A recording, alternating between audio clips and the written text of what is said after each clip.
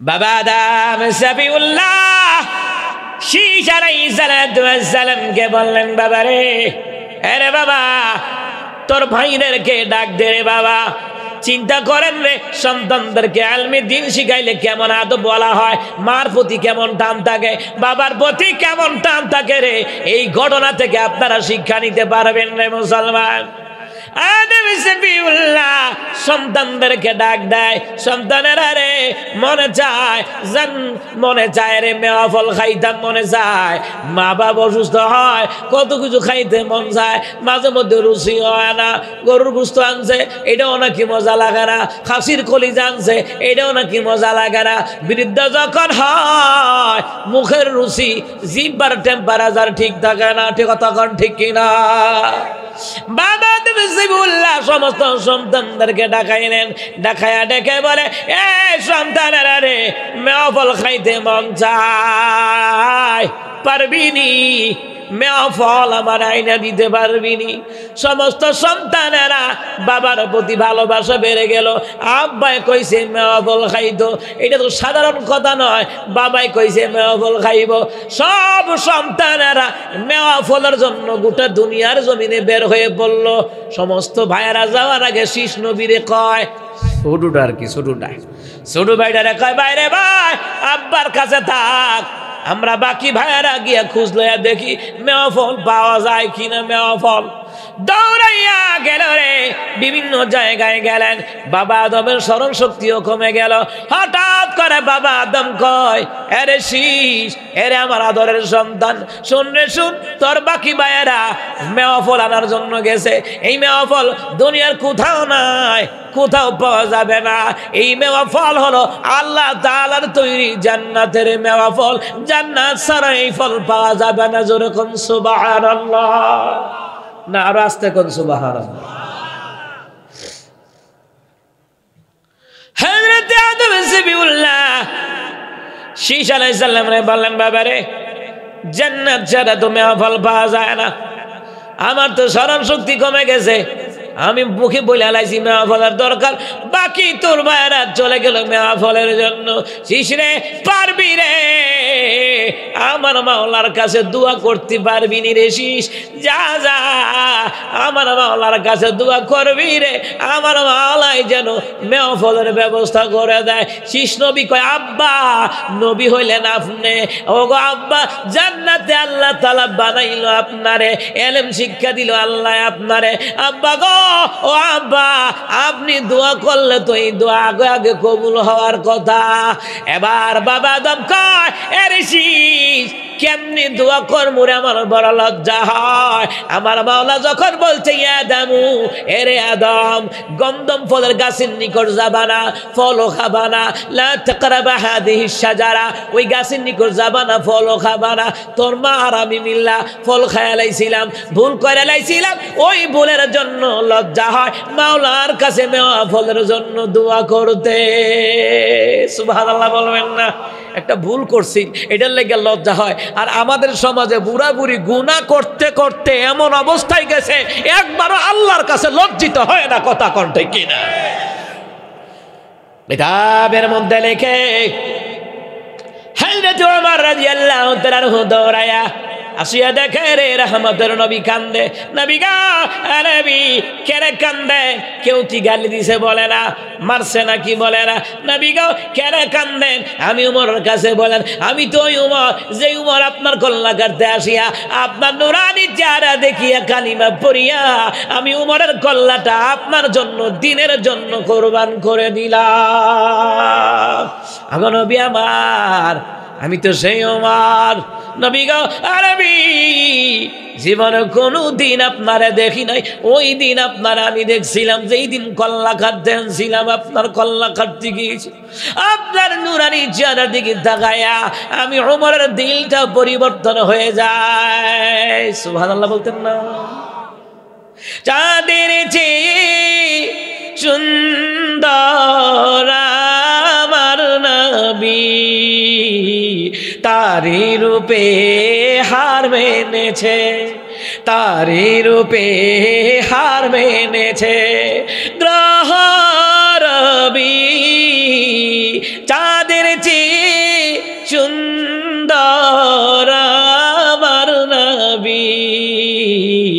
আকাশ দেখে ভেবেছি আমি আকাশ কত সুন্দর, নদী দেখে ভেবেছি আমি নদী কত সুন্দর, আকাশ দেখে ভেবেছি আমি আকাশ কত সুন্দর, নদী দেখে ভেবেছি আমি নদী কত সুন্দর।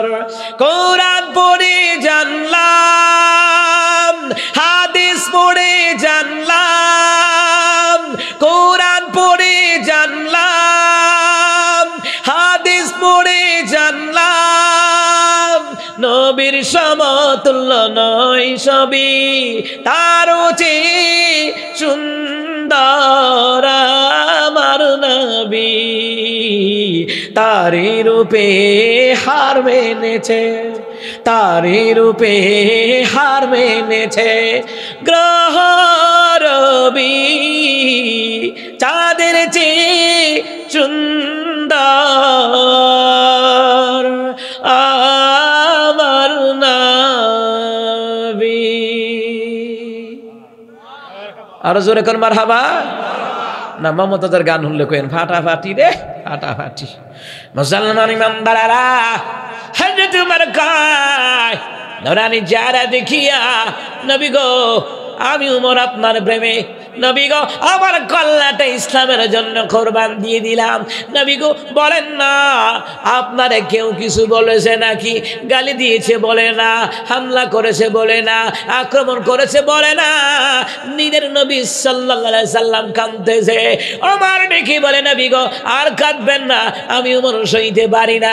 নবী গো কেউ যদি আপনার সাথে বিয়াদবি করে থাকে একবার বলেন আমি উমর সেই উমর যে উমর নিজের বাবারে পর্যন্ত রেহাই দেই নাই, কল্লা কাটিয়ে বডি থেকে আলাদা করে দেব, এরপরে নবীর অপমান সহ্য করা যাবে না। কথা বলেন ঠিক কিনা?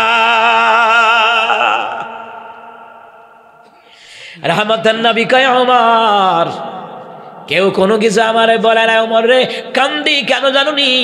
একটু আগে জিবরাইল এসেছিলেন, একটু আগে জিবরাইল আসছিলেন। ধরে কেন আসছিলেন নবীজি? ইয়া রাসূলুল্লাহ ইয়া হাবিবাল্লাহ, দিনের নবী ডেকে বলে ওমর রে জিবরাইল আসছিলেন জানুনি? জিবরাইল আসিয়া বলছে বৃদ্ধা নারী বৃদ্ধ পুরুষ যদি মাওলার দরবারে হাত তুলে দোয়া করে রে, ওই হাত আল্লাহ ফিরাইয়া দেয় না, আল্লাহর বড় লজ্জা হয়। আচ্ছা মুরব্বীরা অন্তত কইতারে সুবহানাল্লাহ। কি মুরব্বীদের কথা দোয়াইছে? হ্যাঁ অনেক মুরব্বীরা মুরব্বীকে রুয়াজ নাই, এটাই তো মুরব্বীকে রুয়াজ, এটা আপনার পক্ষে রুয়াজ। সুবহানাল্লাহ কন না, আর আওয়াজ দিয়ে কন সুবহানাল্লাহ। দোকান ফাটো গেলে দি টেবিলে থাপ্পড় দিয়ে কথা কয়, মনে হয় বাটা মারুনি স্পিকার, কথা কয় না। কিন্তু মাহফিল আসলে জুমার দিন আসলে মুখ দিয়ে আওয়াজ বের হয় না। কথা কন ঠিক কিনা? এটাও ঠিক। শিকারে মাশাআল্লাহ ভালো ছেলে, ভালো খেলোয়াড়, ভালো মাঠে বল পায় না। মুসলমান ইমানদারেরা গো, হযরত ওমর কই নবীজি এইটা তো ভালো কথা, বৃদ্ধা নারী মাওলার দরবারে দোয়া করলে আল্লাহ ফিরাইয়া দেয় না, লজ্জা হয়। বৃদ্ধ পুরুষ মাওলার দরবারে দোয়া করলে আল্লাহ ফিরাইয়া দেয় না, লজ্জা হয়। নবী কয় ওমর রে চিন্তা করি অন্য জায়গায়। ওমর ডেকে বলে নবী গো কি চিন্তা কর অন্য জায়গায়? নবী কয় ওমর রে যেই মাওলা দোয়া করলে বৃদ্ধা নারী বৃদ্ধ পুরুষ দোয়া করলে আল্লাহর ফিরাইয়া দিতে লজ্জা হয়, ওমর রে আমি চিন্তা করি এমন বৃদ্ধা নারী বৃদ্ধ পুরুষ আসে রে হারাম খায়, গুনাহ করে, পাপের সাগরে ডুবে যায়, একবারও লজ্জিত হয় না। এই জন্য আমি রাসূল কান্দি। আল্লাহর দরবারে হাত তুলে আল্লাহ ফিরাইয়া দেয়, এরপরে গুনার কাজটা ফুটে টেয়া বাড়া সুদে লাগায়, জিয়ের জামাই টেয়া বাড়া সুদে লাগায়, সুদ খাইতে খাইতে এমন অবস্থা হয়েছে রে। আর সুদ করে ঘুষ করে গুটা গুতির কারণে ইমাম খতিবের চাকরি থাকে না। যত জায়গায় ইমাম খতিবের চাকরি যায় সুদখোর ঘুষখোর গুতাগুতির কারণে। আমার মতে গরিব হতে পারে লোকটা নামাজি, এই লোকটার সভাপতি সেক্রেটারি বানান, কোন সুদখোর ঘুষখোরকে কোন প্রতিষ্ঠানে রাখলে বুঝবেন রে এই প্রতিষ্ঠান বেচা খায়া ওলাই তার টের হইতো না। কথা কয় না। মুসলমান ইমানদারেরা পাপের সাগরে হাবুডুবু খায়, একবার লজ্জিত হয় না। বাবা আদম একটা ভুল করছিল জীবনে, এরপরে কয় আমি আল্লাহর কাছে হাত তুলতে লজ্জা পাই। শীষ নবী কয় আব্বা আপনি দোয়া করলে তো কবুল সবার আগে হইব। কয় হ্যাঁ হ্যাঁ আমি দোয়া করলে কবুল হইব, কিন্তু আমার বড় লজ্জা হয়। মাওলার হুকুম অমান্য করিয়া ভুল করিয়া গন্ধম ফল নিষিদ্ধ ফলটা খাইছিলাম। আরে বাবা রে তোর তো কোনো গুনাহ নাই, যা রে বাবা যা, তুই গিয়ে মাওলার কাছে দোয়া কর, মাওলানি তোর দোয়ার বরকতে আমার জন্য জান্নাতের মেওয়া ফলের ব্যবস্থা যেন করে দেয়। সন্তানের দোয়া মা বাবার জন্য কবুল হয়, মা বাবার দোয়া সন্তানের জন্য কবুল হয়, ঠিক কিনা কন? এবার শীষ নবী কই গেল? মক্কার কাবা ঘরে কিনারা দেখবেন উঁচা একটা পাহাড় আছে। এখন বোধ সৌদি সরকার ভাঙতেছে, আমরা যে বছর গেছিলাম ভাঙ্গা, যাতে 1 কোটি মানুষ একসাথে হজ করতারে এই ব্যবস্থা করতেছে, বিশাল জায়গা ভাঙ্গা কাজ করতেছে। মুসলমান ইমামদারেরা কাবা ঘরের কিনারায় উঁচু পাহাড়ে উঠিয়া শীষ আলাইহিস সালাম দোয়া করে, আল্লাহ তাআলা রে এ মালিক আমার বাবাই কইছে জান্নাতের মেওয়া ফল খাবে, মেওয়া ফলের জন্য আমার ভাইরা দুনিয়ার বিভিন্ন জায়গায় ছুটাছুটি করতেছে। আল্লাহ তাআলা আমার বাবা আদম সামিউল্লাহ আমারে বলছে দোয়া করতাম, আমার বাবার নাকি লজ্জা লাগে আপনার দরবারে হাত তুলতে। এ মালিক আমি আমার বাবার সন্তান হইয়া তোমার কাছে দোয়া করি মাওলা, তুমি আমার বাবার জন্য মেওয়া ফলের ব্যবস্থা করে দাও। সুবহানাল্লাহ বলবেন না? এমনি সন্তানের দোয়া মাওলার দরবারে কবুল করে নিলেন কে? আল্লাহর দরবারে দোয়া করলে, দোয়া করার মতন দোয়া করলে কবুল করে নেয় কে? আমরা তো দোয়া করার মতো দোয়া করি না, এই জন্য কবুল হয় না। চাওয়ার মতন চাইলে আল্লাহ তাআলা ফিরাইয়া দেয় না। আমি যখন বিয়ে করলাম বাচ্চা কাচ্চা হয় না, কত মানুষ আমার ওয়াইফরে পাম দিল, আমার ওয়াইফরে পরামর্শ দিল কবিরাজের কাছে যা। কার কাছে যা? আমার কথা কয় না। যা যা আমার ওয়াইফে কয় জামাই আমার খাইটা লাইব, এবার আইতে দেখতেন ভণ্ড কবিরাজ, হুজুরিসা, খেতাসা, জোট্টাসা, তালাসা, কথা কন ঠিক কিনা? মুর্শিদ আমার হুজুরিসা কি মহিমা জাহানে, গলায় গামছা লাগাইয়া জোরে জোরে টাহানে, হে ডিম দে হে ডিম দে, আছে না নাই? এ কথা কয় না রে।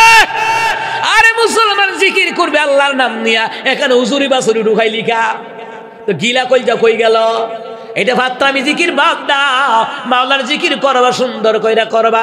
সুবহানাল্লাহ 33 বার, আলহামদুলিল্লাহ 33 বার, আল্লাহু আকবার 34 বার। সমতল ভূমিতে পড়ো লা ইলাহা ইল্লাল্লাহ, উঁচু জায়গায় উঠলে বলো আল্লাহু আকবার, নিচের দিকে নামলে বলো সুবহানাল্লাহ। কত সুন্দর জিকির তুইয়া এত হুজুরি বাসুরি জিকির করে, আসলে জিকিরই নয়, জিকিরের নামে ভণ্ডামি চলে বাংলাদেশে, ঠিক কিনা? হুজুরি সাহেব বলে মুসলমান ইমামদারেরা, মুসলমান আমি মাওলার কাছে দোয়া করলাম, আল্লাহর কাছে কান্দাকাটি করিয়া সফরে থাকি। নবী কয় সফর অবস্থায় দোয়া কবুল হয়। লা শাক্কা ফিহিন্না দাওয়াতুল মুসাফির, মুসাফিরের দোয়া কবুল হয়, মুসলিমের দোয়া কবুল হয়, রোজাদারের দোয়া কবুল হয়, বাপমার দোয়া কবুল হয়, সন্তানের দোয়া কবুল হয়। সুবহানাল্লাহ কয় না? মুসলমান ইমামদারেরা দোয়া করলাম, কানলাম রে আল্লাহ, ইসারে যদি বাপ সারা দুনিয়াতে পাঠাইতে পারো রে আল্লাহ তাআলা, আমরা তো স্বামী স্ত্রী দুনিয়াতে আছি, তুমি তো পারো রে আল্লাহ, পাহাড়কে দরিয়া বানাইতে পারো, দরিয়াকে পাহাড় বানাইতে পারো। মুসলমান ইমানদারেরা দোয়া করতে লাগলাম, হাল ছাড়ি নাই, আল্লাহ তাআলা সন্তান তো দিয়েই দিল। সুবহানাল্লাহ কইতেন না? কিন্তু আমার দেশে কত কবিরাজ বিভিন্ন মিডিয়াতে বিজ্ঞাপন দেয়, আপনি কি হতাশায় ভুগছেন?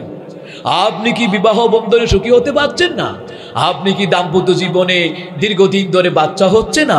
আজই যোগাযোগ করুন, লিটন দেওয়ান সৃষ্টি আপনার হাতের রেখা দেখে বল দিতে পারবে বর্তমান ভবিষ্যৎ। কথা কয় না? কথা কয় না?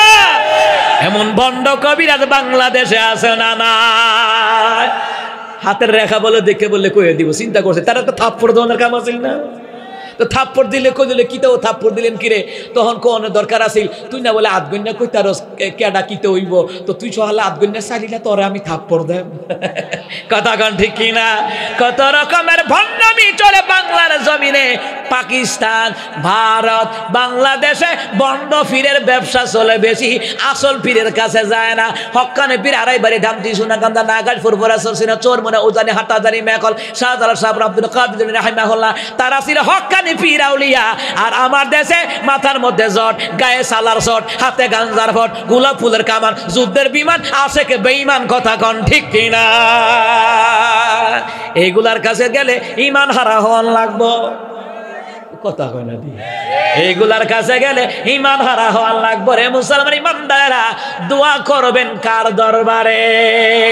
আল্লাহর দরবারে দোয়া করলে, দোয়া করার মতন দোয়া করলে আল্লাহ তাআলা নিয়ামত বাড়ায় দেয়। সুবহানাল্লাহ কইতেন না? শীষ আলাইহিস সালাম দোয়া করে কার লাগা? আব্বার লাগা দোয়া করে। এই কয়জন সন্তান আছে আব্বার লাগা দোয়া করবা? এই কয়জন বাবা আছে ছেলের লাগা দোয়া করে, মেয়ের লাগা দোয়া করে?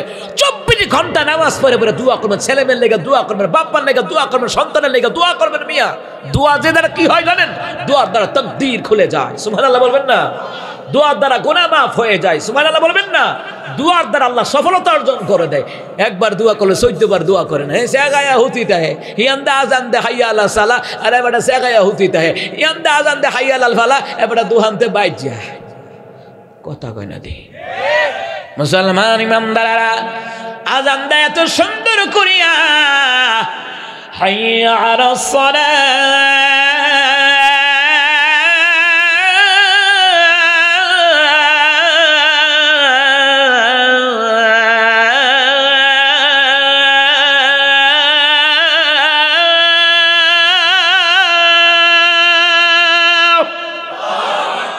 আল্লাহ কয়ারা সালা নামাজ যায়, হাইয়া আলাল ফালাহ, কল্যাণ হবে, সন্তান নাই সন্তান হবে, ব্যবসায় লস হয়ে ব্যবসায় লাভ করাইয়া দেবো, গরিব হালত আছে উন্নত কইরা দেবো, অভাব আছে অভাব দূর কইরা দেবো, ভাগ্য খারাপ ভাগ্য বদলাইয়া দেবো। আল্লাহ কয় হাইয়া আলাল ফালাহ, তোমাদের জন্য কল্যাণ রেখেছেন কে? হাইয়া আলাল ফালাহ।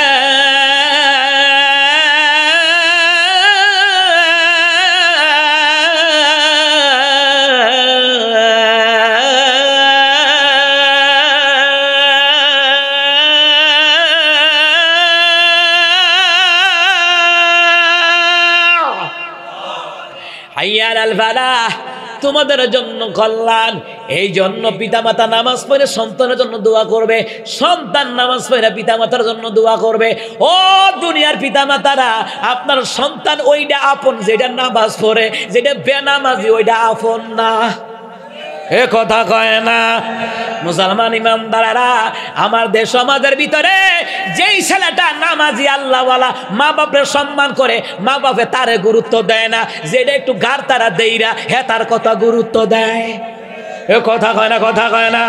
মিলছে নিও, মিলছে একবার কাটায় কাটায়। মুসলমান ইমানদারেরা, যেইটারে ভালোবাসা লাভ হইব এইটারে ভালোবাসে না, কথা কন ঠিক কিনা?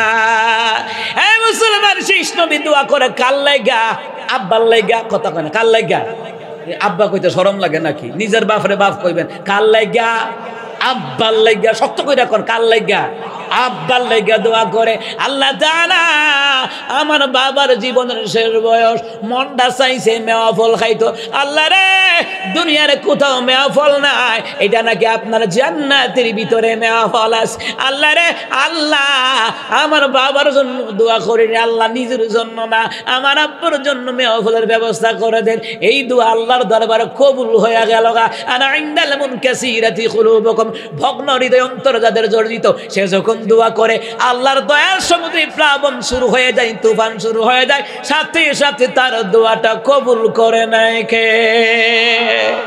মুসলমান ইমানদারেরা, হযরত শীশ আলাইহিস সালাম দোয়া করলেন, ওই দিকে আল্লাহ জিবরাইলকে ডাক দেয়, জিবরাইল রে, এ জিবরাইল যা, মক্কা মুআজ্জামায় জারি জিবরাইল যা, তাড়াতাড়ি করিয়া যা। জিবরাইল কয়, আল্লাহ আমি হাজির, কি নিয়ে যাবো? আল্লাহ কয়, জান্নাতুল ফেরদাউসের ভিতর থেকে জান্নাতের মেওয়া ফল স্বর্ণের খানসা দিয়া আমার আদম নবীর জন্য নিয়ে যা। তার ছেলে দোয়া করছে, দোয়া আমি আল্লাহ তাআলা আরশে আজিমের মধ্যে আমি আল্লাহ কবুল করে নিলাম। আল্লাহ তাআলা এরপরে আল্লাহ জিবরাইলটা আরো একটা কথা কইছে, কমনে না আরেকদিন কইতাম। আমার আল্লাহ তাআলা বলেন জিব্রাইল রে কাজ করবি। জিব্রাইলকে আল্লাহ কি কাজ? শীষ নবী তো জুরা সারা হইছে, জান্নাতের মধ্যে একটা হুর বানায় রাখছি, ওই হুরের লগে আদম রে কইবি শীষ নবীর জন্য বিয়া পড়ায়া দেয়।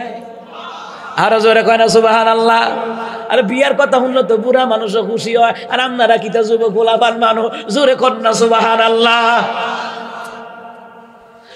এই মুসলমান ইমানদারেরা ভালো করে কান লাগান।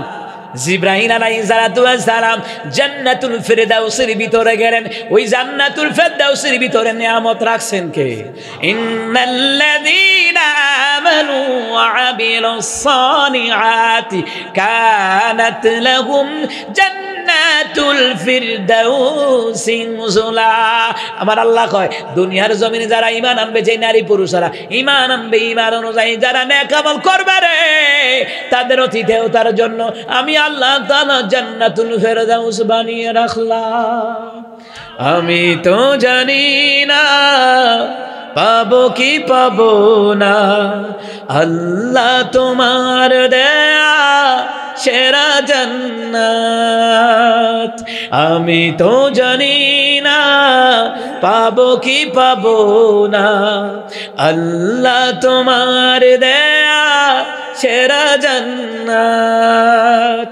আমি শুধু জানি নরকের অগ্নি সইতে পারবো না কোনদিন রাত।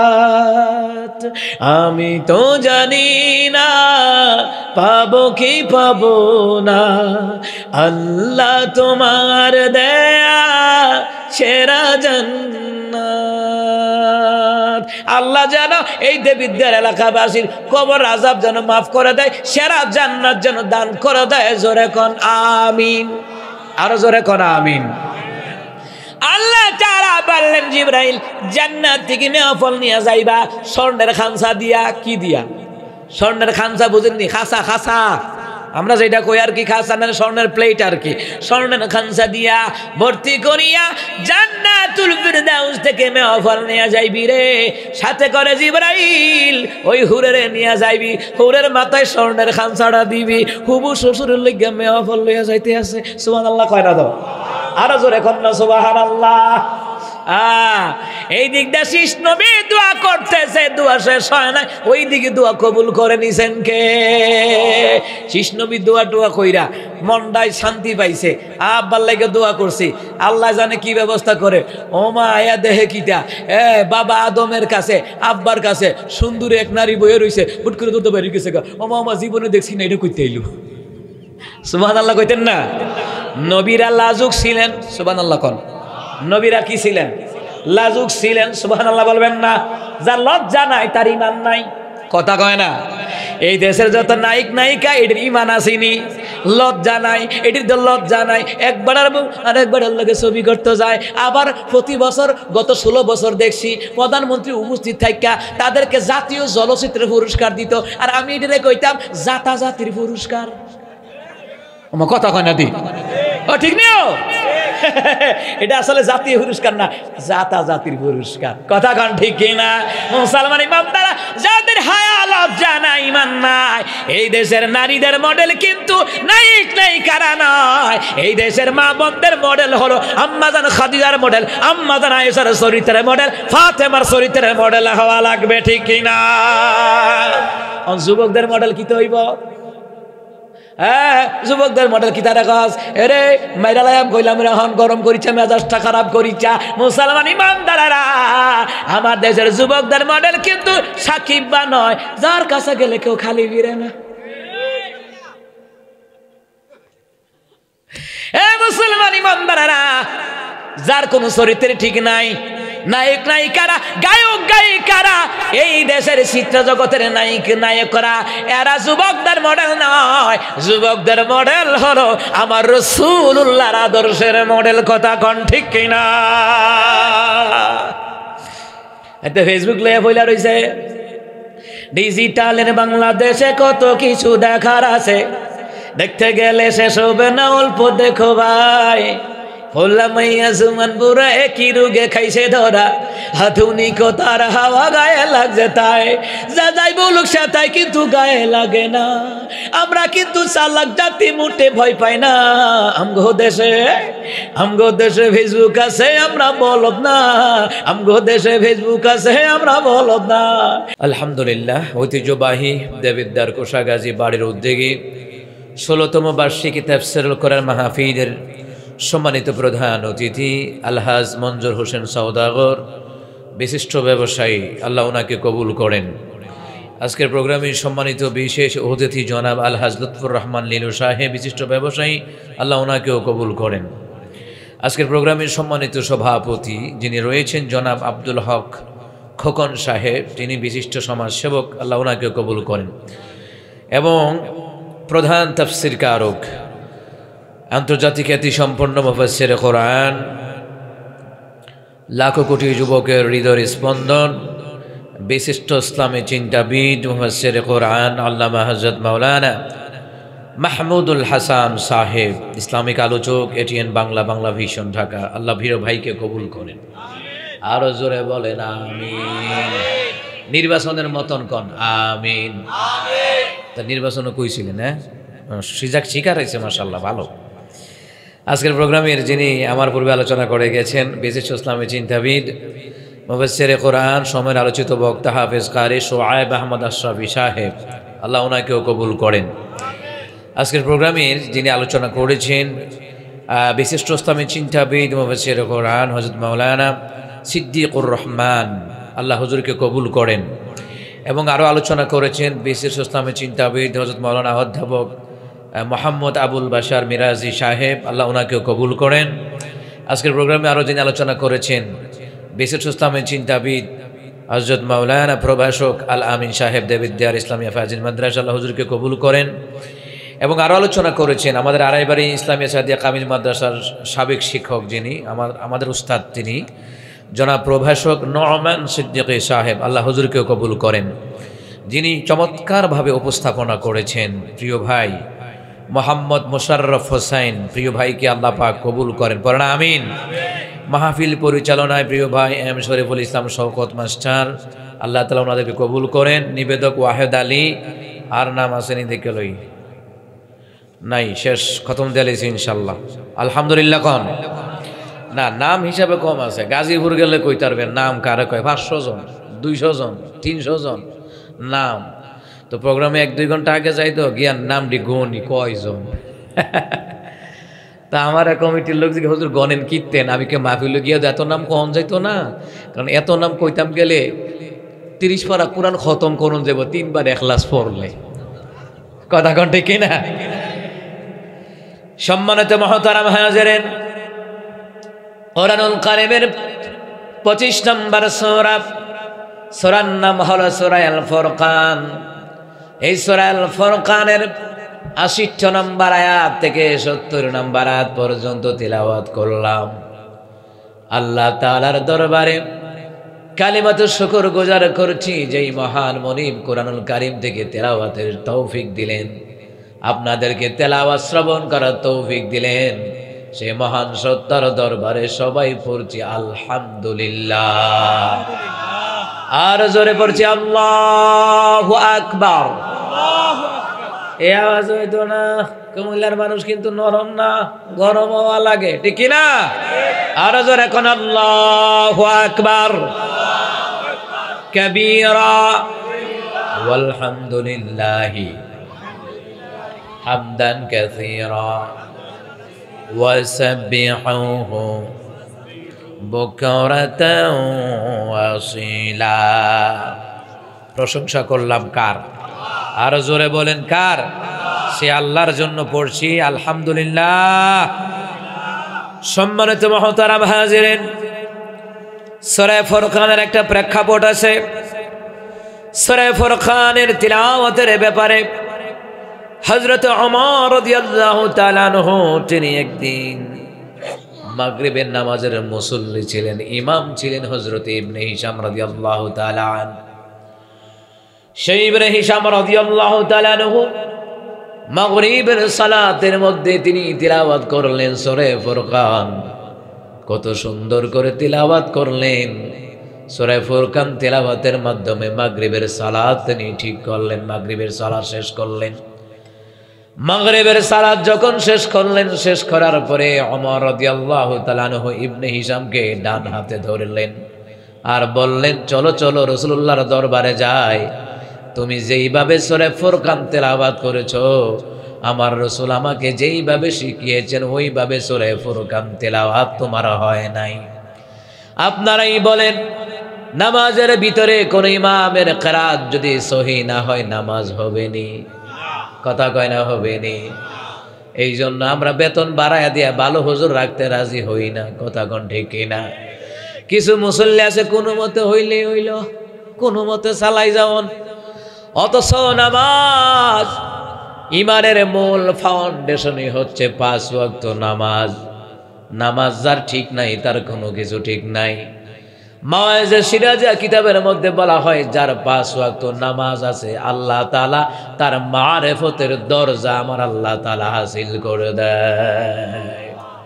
যার নামাজ নাই তার কিচ্ছু নাই। কথা কোন ঠিক কিনা? ও মুসলমান ইমানদারেরা, ওমর রাদিয়াল্লাহু তাআলা বললেন, ইবনে হিশাম চলো রাসূলুল্লাহর দরবারে তোমারে নিয়ে যাই। রাসূলের দরবারে নিয়ে আসলেন, কারণ আপনারাই বলেন হযরত ওমর নরম না গরম? আরো জোরে কোন নরম না গরম? মাঝে মধ্যে গরম হওয়া লাগে, আবার নরম হওয়া, কিন্তু গরমের সময় গরম হওয়া লাগে। এ মুসলমান ইমানদারেরা, হযরত মুসা কালিমুল্লাহ গরম ছিলেন না নরম? গরম থাকার কারণ কি? ফেরাউনের মতন স্বৈরাচারকে শায়েস্তা করার জন্য মুসা কালিমুল্লাহর মতো একজন গরম নবীর দরকার ছিল। কথা বলেন ঠিক কিনা? এই দেশের স্বৈরাচারীদেরকে শায়েস্তা করার জন্য ইসলামী আন্দোলনের কর্মীদের দরকার ছিল। কথা বলেন ঠিক কিনা? এই জন্য গরমের সময় গরম, আন্দোলনের সময় আন্দোলন। কথা কোন ঠিক কিনা? জিহাদের সময় জিহাদ। কথা বলেন ঠিক কিনা? হযরতে ওমর রাদিয়াল্লাহু তাআলা আনহু রাসূলের দরবারে নিয়ে বললেন, ইয়া রাসূলুল্লাহ, ইয়া হাবিবাল্লাহ, আপনার সাহাবী নামাজের ভিতরে সূরা ফুরকান তেলাওয়াত করেছে। রাসূল বললেন, তো কি হয়েছে? তাফসীর ইবনে কাসিরের মধ্যে বলা হয়, রাসূল বললেন, কি হয়েছে ওমর? ওমর রাদিয়াল্লাহু তাআলা আনহু তিনি বললেন, রাসূলুল্লাহ, আপনি আমাকে সূরা ফুরকান যেইভাবে শিখিয়েছেন ইবনে হিশাম ওইভাবে তিলাওয়াত করে নাই, তার মানে কি নামাজ বোধহয় হয় না? এরকম মনে হয়। ও মুসলমান ইমানদাররা, হযরত নবী করিম সাল্লাল্লাহু আলাইহি ওয়াসাল্লাম তিনি বললেন, ইবনে হিশাম, তুমি নামাজের ভিতরে যেইভাবে সূরা ফুরকান তেলাওয়াত করেছো, কিংবা আমি রাসূল সূরা ফুরকান যেইভাবে তিলাওয়াত করে শিখিয়েছি ওইভাবে তুমি তিলাওয়াত করো। ইবনে হিশাম সুন্দর করে রাসূলুল্লাহর শিখানো পদ্ধতিতে সূরা ফুরকান তিনি তিলাওয়াত করলেন। এইবার নবী আলাইহিস সালাম বলেন, ইবনে হিশাম তোমার কি তেলাওয়াত শেষ? হ্যাঁ শেষ। এইবার রহমতের নবী বললেন, ইয়া ওমর ইকরা, এবার তুমি পড়ো, সূরা ফুরকান থেকে তেলাওয়াত করো। হযরত ওমর সূরা ফুরকান তেলাওয়াত করলেন। রাসূল বললেন, ওমর ফুরকান তিলাওয়াত করলা, ইবনে হিশাম তিলাওয়াত করলো, তোমার সাথে মিলে নাই। তুমি যেই রিওয়ায়াতের উপরে তিলাওয়াত করেছো আমার ইবনে হিশামের সাথে মিলে নাই। হযরত ওমর বললেন, হ্যাঁ রাসূল, সেটাই তো লক্ষ্য করলাম। রাসূল বললেন, শুনে নাও, মন ঘাবড়াবার কোনো কারণ নাই, মনের মধ্যে সন্দেহ নেওয়ার কোনো কারণ নাই। জিব্রাইল সূরা ফুরকান আমাকে যেইভাবে শিখিয়েছে আমি সেইভাবে ইবনে হিশামকে শিখালাম। আবার জিব্রাইল আমাকে সূরা ফুরকান যেইভাবে শিখিয়েছে আমি তোমাকে সেইভাবে শিখালাম। অর্থাৎ কোরআনুল কারীম নাজিল হয়েছে 7 রিওয়ায়াতের উপরে, 7টা কিরাতের উপরে কোরআনুল কারীম নাজিল করেছেন কে? আপনারা দেখবেন এশিয়া মহাদেশের মধ্যে যে কোরআন শরীফটা লেখা আছে, হাফসান ইমাম আসিম রাহমাতুল্লাহ আলাইহি ওনার রিওয়ায়াতে লেখা আছে, আর ওয়ারশান ইমাম নাফি, ওই রিওয়ায়াতগুলি আপনারা দেখবেন সৌদি আরবের কোরআনগুলোর মধ্যে দেখবেন, কোরআন শরীফের মধ্যে দেখবেন ওয়া উল্লাযিনা লেখা আছে, ঠিক না? এখানে যারা আলেম ওলামারা আছেন, যারা সৌদি আরবের কোরআনগুলি যারা পড়ছেন, ওয়াল্লাযিনা লেখা না, ওয়া উল্লাযিনা, ওর যে ওয়ারশান ইমাম নাফির রিওয়ায়াত আর হাফসান ইমাম আসিমের রাওয়ায়াত তো আমরা পড়ি আর কি, ওয়াল্লাযিনা আমানু ইন্নাল্লাযিনা আমানু ওয়া আমিলুস সালিহাতি কানাত লাহুম জান্নাতুল ফিরদাউসি নুজুলা। এইভাবে সম্মানিত মুহতারাম হাজিরিন, রহমতের নবী বললেন, ওমর, জিবরাইল যেভাবে তিলাওয়াত শিখিয়েছে আমি ওইভাবে বলেছি। আমি আমার কাছে 7টা রাওয়ায়াতের উপরে 7 কেরাতের উপরে কোরআন নাজিল করেছেন আমার আল্লাহ তাআলা। এই কোরআন মুখস্থ করার জন্য রাসূলুল্লাহর বারবার তেলাওয়াতের দরকার হয় নাই। রহমতের নবীর ব্যাপারে তাফসীর জালালাইন শরীফের মধ্যে বলা হয়, ওগো রাসূল, আপনি জিবরাইলের জবান থেকে তেলাওয়াত শুনবেন, আর আমি আল্লাহ তাআলা শোনা মাত্রই চিরদিনের জন্য আপনার সিনার ভিতরে গোটা কোরআনের আয়াতগুলি আমি আল্লাহ গেঁথে দিব। রহমতের নবী সাল্লাল্লাহু আলাইহি সাল্লামকে আল্লাহ তাআলা বললেন, বিসমিল্লাহির রহমানির রহিম, লাউ আনজালনা হাযাল কুরআন আলা জাবালিন লারাআইতাহু খাশিআন মুতাসাদ্দিআন মিন খাশিয়াতিল্লাহ।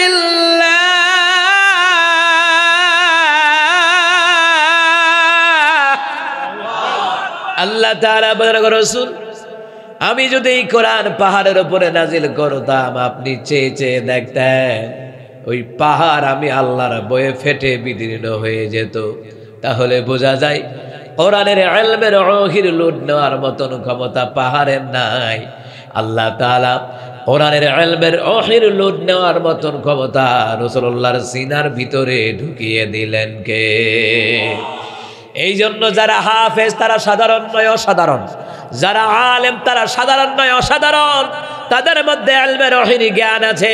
তাদেরকে মৌলবাদ বলা যাবে না, জঙ্গিবাদ বলা যাবে না, রাজাকার বলা যাবে না। যারা বলে মৌলবাদ জঙ্গি, এর 14 গোষ্ঠী মৌলবাদ জঙ্গির দল। কথা কোন ঠিক না? মুসলমান ইমামদারেরা 16টা বছর আলেমদেরকে রাজাকার বলে দমায়া রাখতে চেয়েছে, জঙ্গিবাদ বলে বলে দমায়া রাখতে চেয়েছে, রাজাকার বলে বলে দমায়া রাখতে চেয়েছে। 16 বছরের মাথায় 5ই আগস্টে দেশ থেকে পলায়ন করা লাগছে। বিশ্বের ইতিহাসে 300 জন এমপি মন্ত্রী যে পলাইছে এমন কোন রেকর্ড নাই, বাংলাদেশে এটা রেকর্ড হয়েছে। এ কথা কয় না, কথা কয় না। কত কিছুই না বলল তারা, ক্ষমতার দাপটে কত কিছুই না বলল, ক্ষমতার দাপটে বলল 2041। আল্লাহ কয় চিন্তা করিস না, 2024-এ রেডি থাক। কথা কয় না? ওই শামীম উসমানের মতন খেলা হবে। কথা কয় না? দি কি হইব? কথা কয় না? কি হবে? খেলা হবে। কথায় কথায় বলতো খেলা হবে।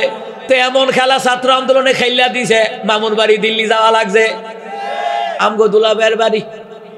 ওমা কথা কয় না? দি মুসলমান ইমাম দ্বারা খেলা হবে বলে চিল্লাই তো। আবার কয় 70-80 রাকাত তাহাজ্জুদ পড়ে। কত বড় মিথ্যাবাদী!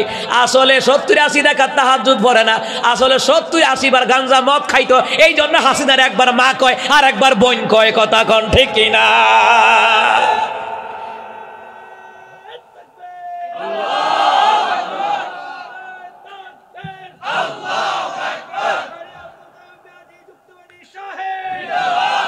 কিতারে যুক্তিবাদী লাগাই দিলি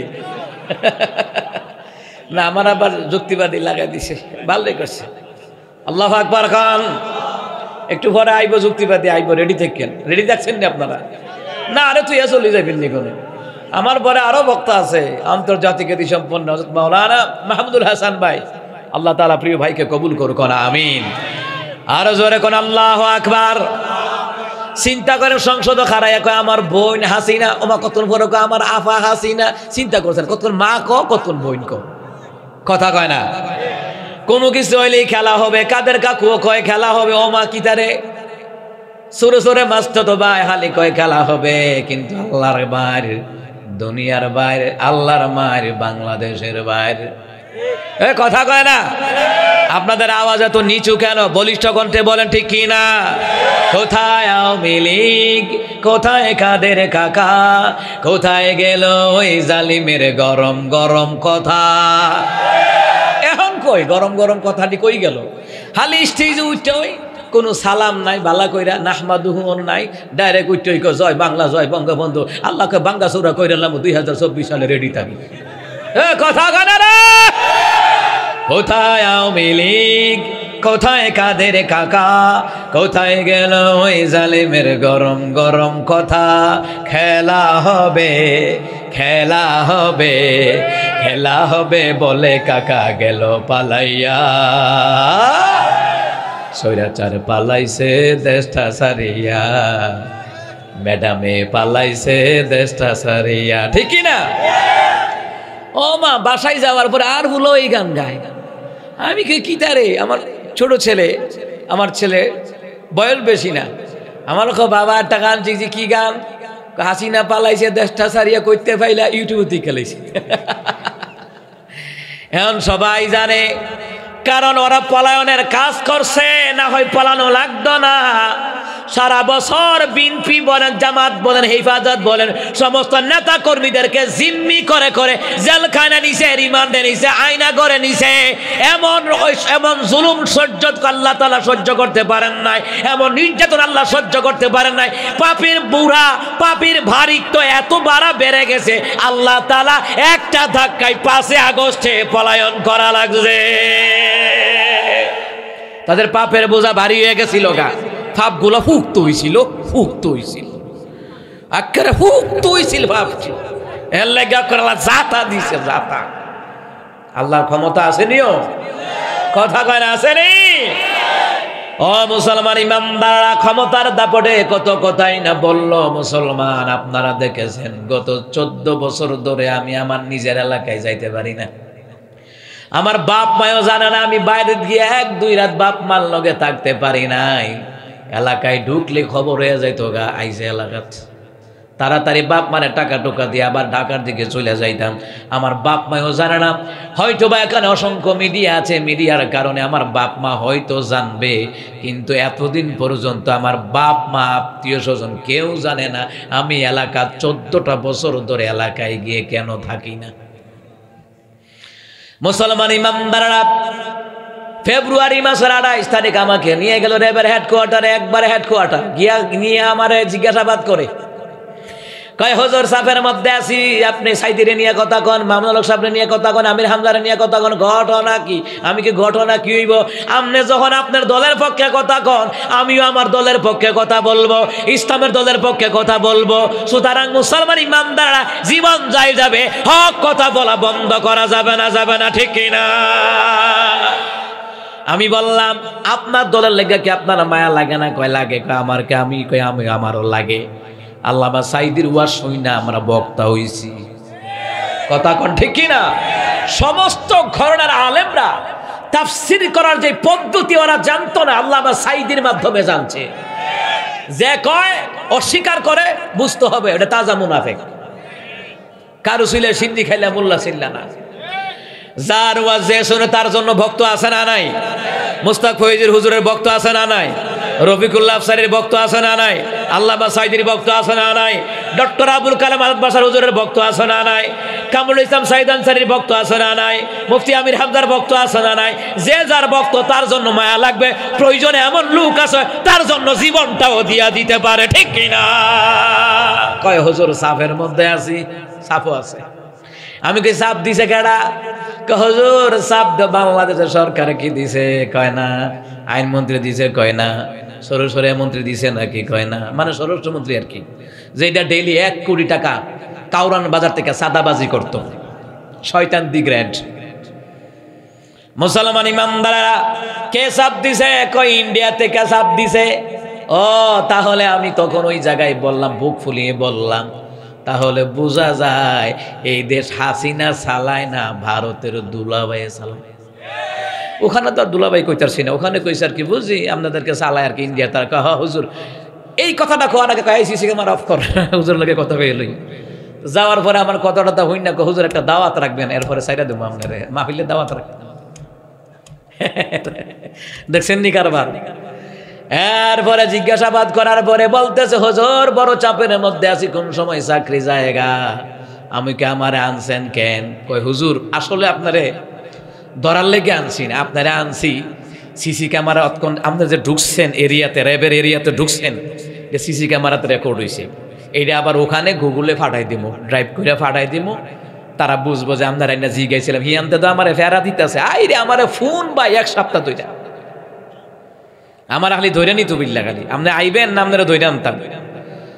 আমারে বলতে যে আপনি যে কোন জায়গায় আছেন আমি জানি, কই বুড়িচং থানার মধ্যে আছেন, 6 গ্রাম একটা জায়গা আছে, 6 গড়িয়া না 6 গ্রাম একটা জায়গা আছে যেন কোথাও যেন, আপনি ওই জায়গা, হ্যাঁ হ্যাঁ 6 গ্রাম, আপনি যে ওখানে আছেন, হাতের ডান পাশে গাড়িটা থামাইছেন, আমাকে খাইছে আমারে গো। পরে আমি আবার জায়গায় জায়গায় আমার মামা টামা যারা আছে তো ওনাদের কাছে পাঠাইছি, একমাত্র যিনি আছে আমার আপন মামা, ওনাদের কাছে পাঠাইছি, নাম্বারগুলো পাঠাইছি, বলছে না এটা র্যাবের নাম্বারেই, ভয় পাওয়ার কোনো কারণ নাই, ঠিক আছে ওরা যেটা কইতে চাই তুমি ঠিক আছে ধরা দাও, যাও কি করবা। আর মগবাজার থেকে লয়ে গেল, কয়জনরে কইছিলাম ও আমার লগে যাইয়েন, কত ভরে দিই তারা 3 জন নাই। ওখানে ভিতরে নেওয়ার পর অনেক জিজ্ঞাসাবাদ, মুসলমান ইমামদার আমাকে বলল হুজুর ভারত থেকে চাপ এসেছে, আপনারা যে আইনা জিজ্ঞাসাবাদ করেছি হুজুর আপনি আমাকে করে মাফ করে দেন, ভিডিওটা তার কাছে পাঠাবো যে হুজুর আইনা জিজ্ঞাসাবাদ করছি।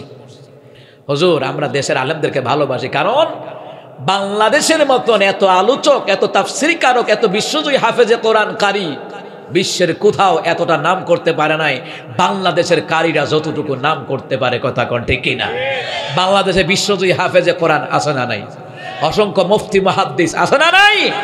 মুসলমান ইমামদারেরা, এই জন্য মুসলমান ইমামদারা দলের পক্ষ কথা বলা গেছে না, গরম গরম কথা বলেই বলতে হে তো জামাত করে যে গরম কথা কয়। 14 গ্রামে 2 বছর প্রোগ্রাম দিছে না আমারে, ঢাকা গাজীপুরে 2 বছর আমরা ঢুকতাম দিছে না। হুদা আমি না আমার মতন কত বক্তা বাদশা সাহেব নাকি নিজের এলাকায় 14 বছর প্রোগ্রাম করতে পারে নাই। এই দেশের জমিনে হক কথা বলার কারণে আলেমরা জেলখানায় গেছে, রিমান্ডে গেছে, এরপরও তারা হক কথা বলা বন্ধ করে নাই, জালিমের সামনে মাথা নত করে নাই, কথা বলেন ঠিক কিনা? স্টেজের মধ্যে উঠে তো মানুষের সালাম কালাম দেয়, এরা করে জয় বাংলা জয় বঙ্গবন্ধু, মানে হিন্দু বেড়ার নাম এতবার লইছে, জীবনে বাপের নাম এতবার লইছে না, এ কথা কয় না কা?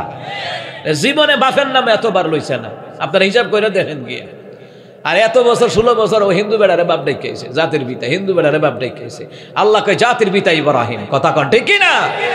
মুসলমান ইমামদারেরা, কোরআনের কথা যারা বলে সে আলেমরা সাধারণ নয়, অসাধারণ। যারা ইমাম খতিব মুয়াজ্জিন আছে সাধারণ মনে করবেন না, হাফেজে কোরআন আছে সাধারণ মনে করবেন না, তাদের দাম আল্লাহর কাছে জোরে বলুন তো আছে না নাই? কিন্তু অনেকে কথার কথা কয় মোল্লা করে আগে ধরবো, মনে হয় বাটার কাছে জিবরাইল আইছে, মোল্লা করে আগে ধরলো, আমি আপনার আমার মতন সলে মধ্যে কোলে মধ্যে দেখবো না। আল্লাহ তাআলা কিয়ামতের ময়দানে আলেমদেরকে পর্দার আড়ালে নিয়ে যাবে, সুবহানাল্লাহ। লিল উলামা ইয়াউমাল কিয়ামাতি আলা মানাবির মিন নূর, কিয়ামতের ময়দানে এক একজন আলেমদেরকে আল্লাহ তাআলা নূরের মিম্বরে বসায়া দেবে। আল্লাহ তাআলা আলেমদেরকে পর্দার ভিতরে নিবে, পর্দার ভিতরে নেওয়ার পরে আলেমদেরকে জিজ্ঞেস করবে, ও উলামায়ে কেরাম, আলেম সম্প্রদায়, দুনিয়ার জমিনে কি তোমরা দাওয়াতি কাজ করেছিলে? বলবে ক্বালু নাআম, তারা বলবে হ্যাঁ, বহু বছরের সিগা, তারা বলবে হ্যাঁ। আল্লাহ তাআলা বলবেন দুনিয়াতে তোমাদেরও কিছু ভুল ত্রুটি ছিল, এর জন্য আমি শাস্তি দেব না। আমি আল্লাহ তোমাদেরকে এই জন্য ইলম শিক্ষা দেই নাই যে তোমাদেরকে শাস্তি দেব। যাও যাও, পর্দার ভিতরে রেখে দুনিয়ার মানুষ জানার আগে আমি আল্লাহ তোমাদেরকে আমি আল্লাহ ক্ষমা করে দিলাম। সুবহানাল্লাহ। নাই না, ওটা পকেটও রাখি দাও, পকেটও রাখি দাও, আগামীকাল কাজা আদায় করবা, ঠিক আছে নি? আর জোরে কোন সুবহানাল্লাহ। মুসলমান ইমামদারেরা, এই জন্য আলেমকে যে ভালোবাসে সে যেন আমার রাসূলকে ভালোবাসে, একজন আলেমকে যে খাওয়ায় সে যেন আমার নবীরে খাওয়ায়, একজন আলেমের সাথে যে মুসাফা করে সে যেন আমার নবীর সাথে মুসাফা করার সওয়াব পেল। সুবহানাল্লাহ বলবেন না? ও মুসলমান ইমামদারেরা, ভালো করে কান লাগান। নবী আলাইহিস সালাতু ওয়াস সালাম কোরআন শিক্ষার ব্যাপারে তিনি বললেন, ও উমর, ও ইবনে হিশাম শুনে নাও। সমস্ত সাহাবীদেরকে বললেন, আলা তালাবুল ইলমি ফরিদাতুন আলা কুল্লি মুসলিমিন ওয়া মুসলিমা, রাওয়াহুল বাইহাকি। প্রত্যেক মুসলমান নরনারীর উপরে দ্বীনি ইলম শিক্ষা গ্রহণ করা ফরজ করে দিলেন কে? এই দ্বীনি ইলম শিক্ষা গ্রহণ করা ফরজ।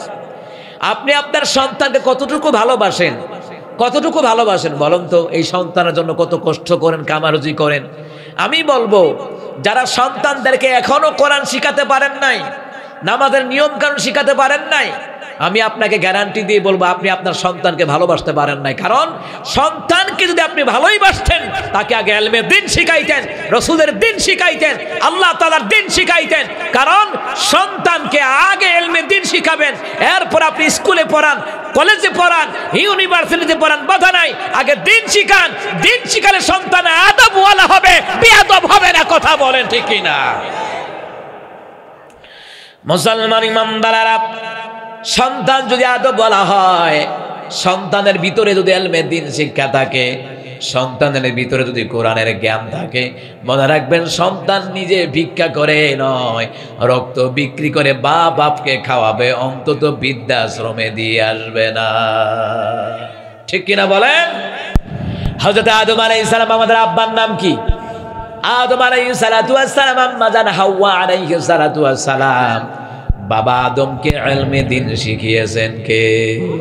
স্বয়ং আল্লাহ তাআলা শিখিয়েছেন জান্নাতুল ফেরদাউসের ভিতরে। সুবহানাল্লাহ বলবেন না? জান্নাতুল ফেরদাউসের ভিতরে আল্লাহ তাআলা বাবা আদমকে দ্বীন শিখালেন, ইলম দিলেন, জ্ঞান দিলেন। বাবা আদম আলাইহিস সালাতু ওয়াস সালামের যেই শরীরের যতগুলা রগ আছে, এক একটা রগের মধ্য দিয়া 2 লক্ষর অধিক জ্ঞান আল্লাহ তাআলা বাবা আদমরে দিয়েছেন। শরীরে কত হাজার রগ আছে, এমন কান বাপ তো বাপই। কথা কোন ঠিক কিনা?